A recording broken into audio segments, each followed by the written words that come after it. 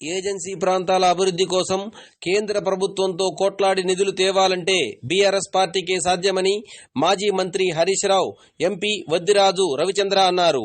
రాబోయే పార్లమెంట్ ఎన్నికల్లో మహబూబాబాద్ ఎంపీ స్థానంలో బీఆర్ఎస్ పార్టీని గెలిపించాలని కార్యకర్తలను కోరారు. శనివారం మణుగూరులో నిర్వహించిన పార్లమెంట్ ఎన్నికల సన్నాహక సమావేశంలో వారు మాట్లాడారు. మాజీ మంత్రి తన్నీస్ హరీష్ రావు ముఖ్య అతిథిగా హాజరైన సమావేశంలో భద్రాద్రి కొత్తగూడెం జిల్లా బీఆర్ఎస్ అధ్యక్షులు రేగా కాంతారావు మాట్లాడారు.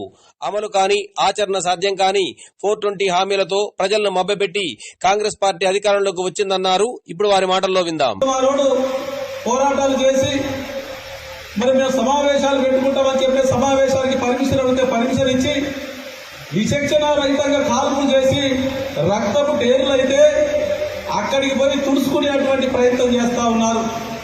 ఏమి చేసిరయా అంటే కేసీఆర్ గారు చేసినటువంటి మర్చిపోయి ప్రజలకి మభ్యపెట్టేటువంటి కార్యక్రమం ఏందా అంటే నిన్న ఏదో స్కూల్ కి 10 కోట్ల రూపాయలతోని అడిషనల్ రూమ్ల కోసం శంకుస్థాపన చేసిరన్న ముఖ్యమంత్రి గారు. ఇక దాంతో ఏమంటా ఉన్నారంటే ఆదివాసులు ఐఏఎస్, ఐపీఎస్ ఇంకా ఎవరు చదువుకోవాలని చెప్తా ఉన్నారు. ఇక అంటే కేసీఆర్ గారు పెట్టినటువంటి గురుకులాలు పోయినాయి, కేసీఆర్ గారు పెట్టినటువంటి లా కాలేజీ పోయింది, ఆశ్రమ పాఠశాల.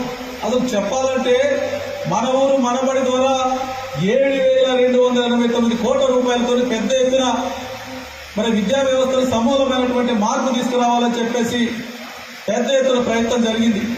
అదేవిధంగా హాస్పిటల్స్ ఈరోజు బ్రహ్మాండంగా గౌరవ మరి హరీష్ రావు గారి నాయకత్వంలో హాస్పిటల్స్, ప్రతి హాస్పిటల్ ఏ మారుమూల ప్రాంతానికి పోయినటువంటి 100 పడకల హాస్పిటల్ ఉన్నటువంటి పిహెచ్సిలు బ్రహ్మాండంగా అభివృద్ధి పరుచుకున్నటువంటి విషయాన్ని మర్చిపోయి ఈయన వచ్చి 10 లక్షల రూపాయలు పెట్టి ఆ 10 కోట్ల రూపాయలకి ఏదో చెప్తా ఉన్నారు. ఇలా